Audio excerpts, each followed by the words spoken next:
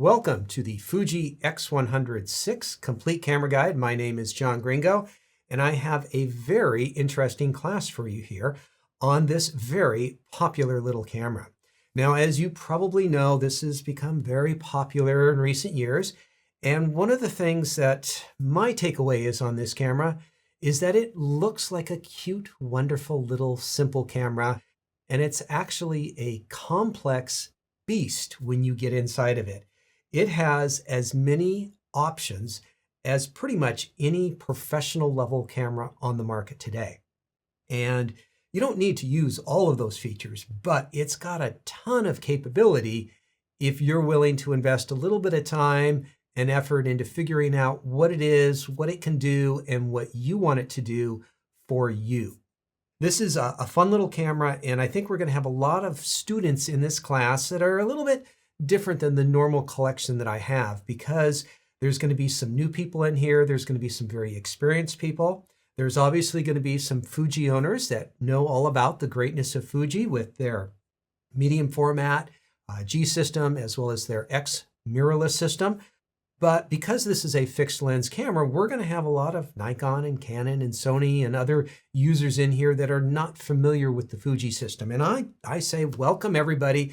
We're going to have a good time. I'm going to show you everything about this camera, how to set it up, how to customize it, how to get everything out of this camera, how to get maximum quality out of your photos out of this camera, as well as how to do a lot of customization and tweaks to your images that can be a lot of fun. Now, this camera sits in kind of an unusual position. On one hand, we have mobile phones, which are very simple and easy to use. It's very convenient. On the other hand, we have interchangeable lens cameras that give us lots of quality and control and lots of different options on it. And this is kind of a best of both worlds in some ways. It's much smaller, it's lighter in size. The fact that it's got just a fixed lens on it makes it very, very simple, and there's no other lenses to really buy on it. There are some accessories, and we'll get to that a little bit later in this class, but it does give you the same control that you get on pretty much any professional level camera, minus the fact that you don't take the lens off and put it back on. And so this is something that's going to fit into a lot of people's repertoire of the way that they would like to shoot photography. Now, I've been out shooting with this in a number of different scenarios, learning more about the camera each time I take it out.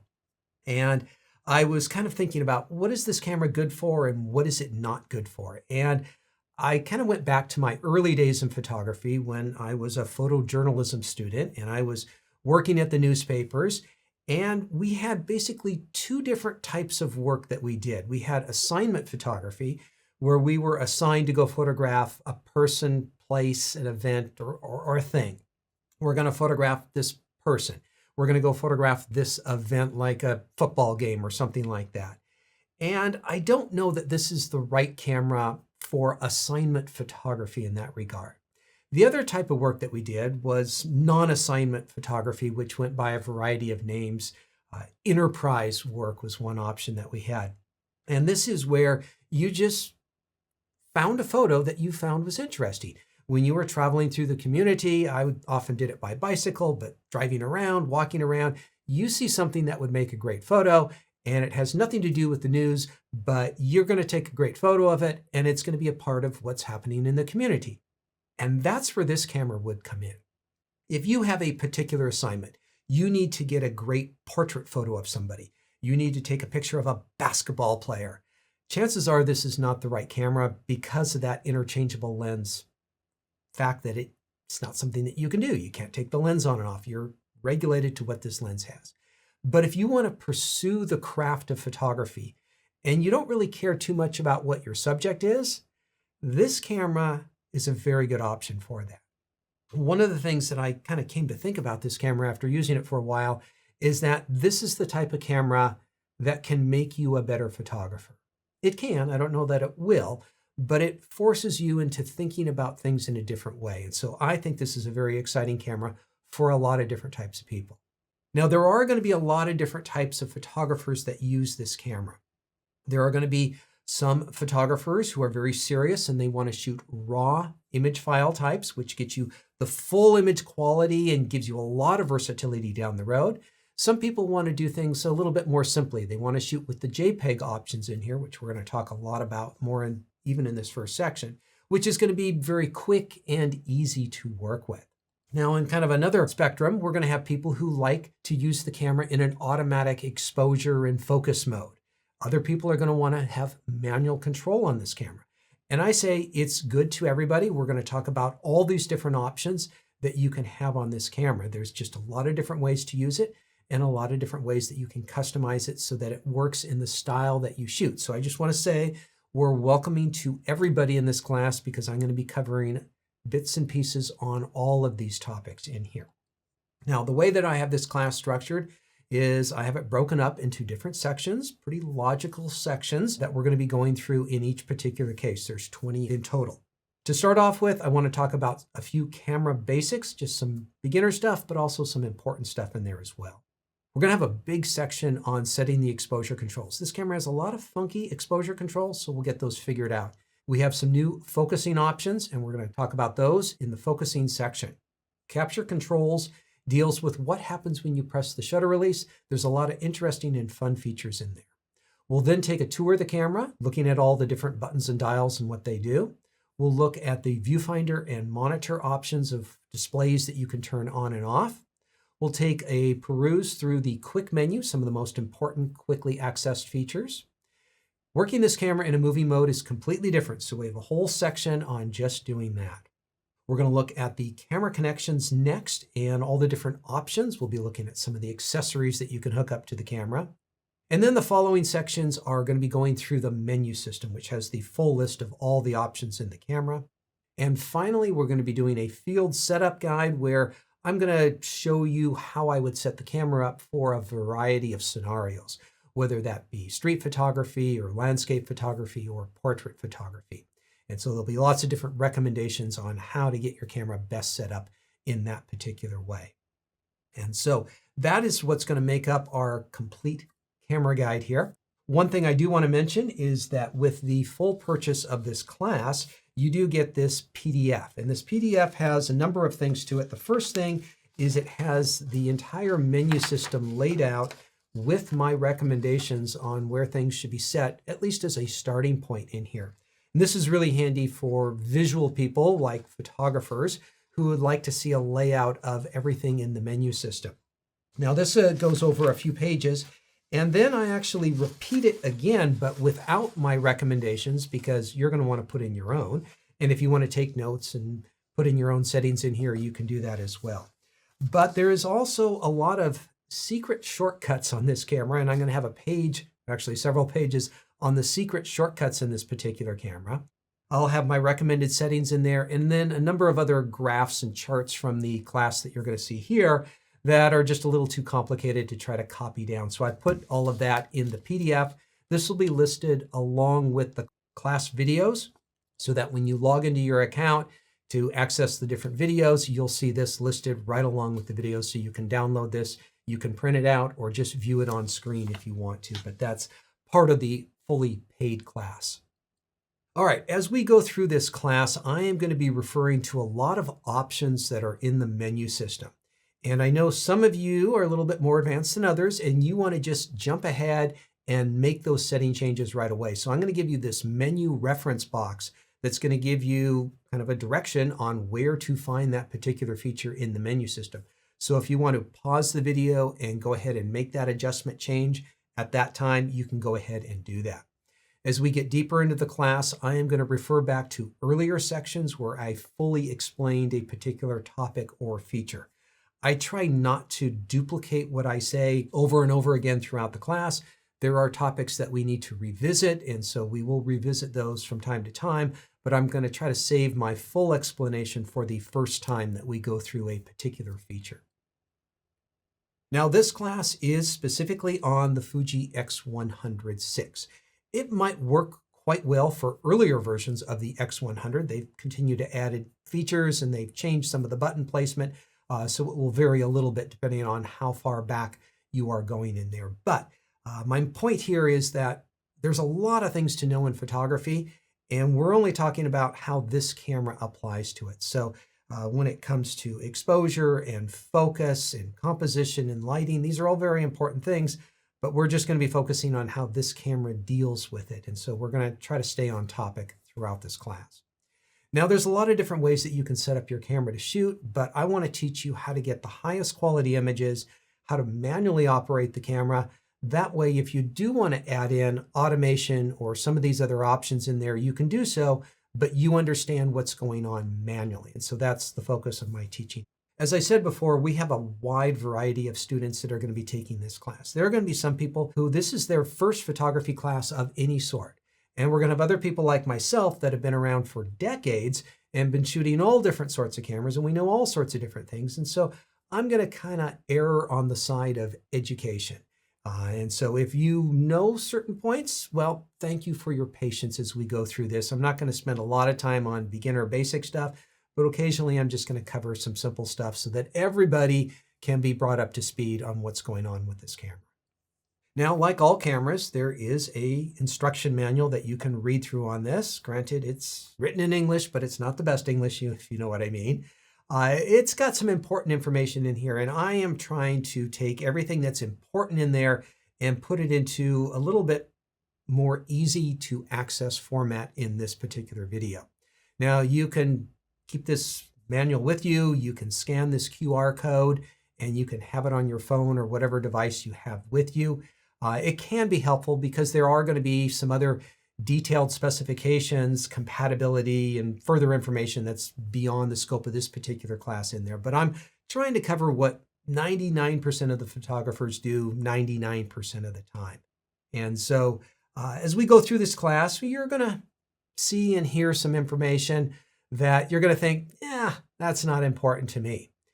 And like a lot of things in life, it's not important until it is important. There's going to be a lot of things that we go through, and it's just natural for our brains to dismiss items that are not important. And so if you're watching this class through the first time, just kind of mark on your calendar, go through this class again in 6 months, because there's going to be a whole bunch of things that you're going to go through that aren't going to seem important, but on the second time around, it's going to seem really important. And that's why I encourage you to review as often as necessary a particular section or the whole class with how you're working and where you are in your photography. Now, when we get into a camera like this, I always like to talk a little bit about the company first. So Fujifilm has been around for a long time. They started off with film, and that's partly where the film name comes from in Fujifilm. It's kind of an awkward name for a digital camera, I understand that. But they have a really good understanding of color science, and this is going to come into play throughout this class. They've made a wide variety of cameras over the years. In fact, they might have the most interesting collection of cameras throughout their history. They've made 35mm cameras, medium format cameras, lenses for large format cameras, digital cameras, compact cameras, all sorts of things. And they've really done a wide variety of fun stuff. Now, they kind of went quiet, you might say, in the 80s and 90s when it came to film cameras. They just weren't able to compete with the likes of Canon and Nikon. But when digital came around, they came out with a very interesting camera called the X100. And this really caught a lot of people's attention. It was a neat little point-and-shoot camera, classic design, but with a lot of manual controls. And a lot of people really liked that. And that really led to them making their X-mount interchangeable lens mirrorless system. That is continuing on strong today. And that led on to their medium format mirrorless system, which is based in some parts on their earlier work in medium format cameras back from the 80s and 90s and beyond. And so they've got a lot of history in photography. Now, addressing the film in the name Fujifilm, well, they used to be known as, well, they started off making film, so they called themselves the Fuji Photo Film Company, and they wanted to shorten it, so they just called it the Fujifilm Company. Now, whether they changed their name down the road, well, that has yet to be seen, but they are still making film, and they do make some great film simulations, which is something we'll talk a lot more about. Now, Fuji of today makes a lot of different products. Some of them are consumer-based, like cameras, films, and binoculars, but they also make a lot of industrial equipment. Fujifilm is basically an expert when it comes to optics, imaging, color science, and they make a wide variety of products that kind of fit into that particular category. When it comes to their collection of photography items, they do very well with their Instax film cameras. And so when I was growing up, it was Polaroid, and there was a copyright lawsuit battle between Fuji and Polaroid, and Fuji could not sell instant film in the United States. Well, that changed in time. Polaroid has changed quite a bit as well. And now they are the #1 instant film seller. So they have cameras and film, which is a lot of fun for some small cameras. They make this premium point and shoot camera. They make a few other cameras, but this is kind of the main one that they're doing very well with. Their very popular X system for mirrorless digital cameras, like the X-T5, has a large number of lenses and different cameras, and I have a number of classes on these particular cameras. Very, very popular system. They also have a medium format system, which is a larger sensor, more designed towards commercial photographers or very serious photographers. These are bigger cameras, bigger lenses for higher resolution, and there are some tremendous options in there. I also have lens class and camera class for some of those as well in there. Now, as far as the history of this particular camera, the X100, well, they have been making slight modifications every few years to improve it. And they have kept very true to the original design of this particular camera.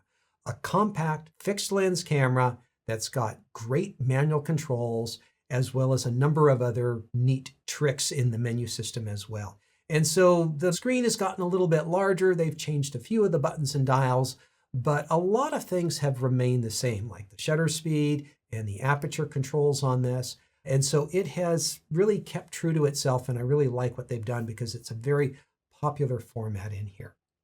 Now, I'm not going to go through and talk about all the specific differences between the different cameras here, but the letter at the end indicates whether it was the second, the third, the fourth, and then we switch to Roman numerals where we have fifth and now sixth. But this little cheat sheet here will show you some of the improvements that have been made over the years. And so at this point, I expect Fuji to continue on this, continue making adjustments. I think this 6 version is clearly the best at this point in time. They've made some notable changes from the previous generation, jumping up from 26 to 40 megapixels and adding the image stabilization, the in-body stabilization on this so that you can shoot this camera at extremely low shutter speeds in low light conditions. And so it just keeps getting better with this X100 series camera. Now, if you go through the instruction manual, you're of course going to come across pages and pages of different warnings, and a lot of it is just common sense stuff. The camera is not fully weather sealed. I'll get to that in a moment. So you don't want to get it too wet because it's not weather sealed as it sits coming out of the box. When it comes to the battery usage, I tend to like to stay with the original manufacturer's specified battery that they make. There are aftermarket batteries that can be okay, but then there's a lot of aftermarket batteries that may not communicate with the camera properly or may have some problems. I think it's just a small thing to invest in the Fuji battery, but it's something that I recommend. Construction-wise, this is built like a lot of cameras these days pretty well. It's got a magnesium and aluminum body. It's not something you want to drop, but it can handle being taken about on a regular basis. And so you don't need to be too concerned. I usually keep mine in a camera bag when it's not being used, but if I'm out using it, I'll have it over my shoulder with a shoulder strap or around my wrist with a wrist strap and be using it on a regular basis. You don't need to be too precious about its condition. Now, as far as weather sealing, most of the camera is weather sealed, except for the lens moves back and forth a little bit, and that kind of breaks the weather seal. And they could make the camera bigger and weather seal it, but they do want to make the camera as small as possible. If you do want a complete weather sealing, you need to get the Fujifilm X100 adapter ring and put on a 49mm filter. And then that will seal the lens movements behind that adapter ring and that filter, and that will give it better weather resistance. And so if you're going to be using this in inclement weather, you would want to make those adjustments to the camera. Now, we'll be talking more about the accessories later on in camera connections. There's a lot to talk about on this camera. So it is mostly weather sealed, and if you're not working out in a wet environment very often, you probably don't need that adapter and that filter ring. All right, let's make sure your camera and my camera is ready for this course. It's going to take about 5 hours to charge the battery through the USB charger on the camera. There are some faster choices, which we'll get to later in the class. You'll want to have a memory card in your camera so that you can take some practice pictures along the way. And so what I'm going to do is I'm going to start getting my camera set up right now. So I'm going to rotate my aperture ring to A right there. I'm going to turn my shutter speed dial to A so that shutter speeds are set automatically. And the ISO dial is a little bit tricky to turn because it's this ring on the outside of the shutter speed dial, and you need to lift up on this and you can rotate it around. And so there's just a little notch on here that you can push up and down, and that can help you rotate. And what you do is you want to rotate it to where it says A in the top little window there, and then you push down and it will be in the automatic position for ISOs. Now, over on the other side of the camera, we have a switch that controls our focusing system, and we'll get more into this in the focusing section, but for now, we'll have it at S for single focus. And from there, let me make sure I got my camera turned on, and we'll press our button, shutter release halfway down, that focuses, and we take a photo. So my camera is working, hopefully your camera is working. If not, charge the battery, get a memory card in there, do whatever it takes to get it working, because I want you to have your camera in your hand as we go through this class, and pausing the video, making changes as we do demonstrations, and I show you how to do different things in this class. Now, one thing I want to check on before we get very far is the firmware of the camera. So firmware is the software that runs all the operations on the camera. And from time to time, just like on our computers, there are updates, there are bugs that might cause problems, there are improvements, new features, enhancements that Fuji would like to add into it, but this is not connected up to the internet. So you're going to have to do it a little bit more manually. So the first thing to do is to check which firmware you have. Now this is done by pressing the display back button on the back of the camera and turning the camera on. Let's go ahead and give this a try. I'll show you how this works. So on the back, I got the display back button. I'm going to press that button and I'm going to turn the camera on. I'm going to leave my finger on the button for just a moment. And there we go. You can see we have version 1.20, which means there's probably been a couple of small updates since this camera first came out. Generally anything in the 0.2, 0.1, 0.3 area, those are little incremental changes. There's a little tiny bug that's hidden in the code somewhere. There's a misspelling in one of the foreign languages. If it gets to 2.0, that means there's been kind of new features and new performance that's kind of really changes the camera. So if you do not have 1.20, or you would like to see what is the current firmware, you can look up Fuji X100VI firmware online, and you will hopefully get to Fuji's website where they will show you what the latest firmware is. If your camera has a lower number and you would like to update it, you need to download that software, put it on a memory card, put the memory card in the camera, and then you can go to the firmware update option in the setup menu, and it will read the information off the card and update your camera. It might take a few minutes to go through that process. All right, so I'm going to turn my camera off, and I want to show you really quickly in the menu system. We'll talk lots more about the menu system, but we'll hit the menu button to start with. I'm going to go to the left so I can tab down to the wrench menu, and over in the user setting area, I'm going to go to the right here.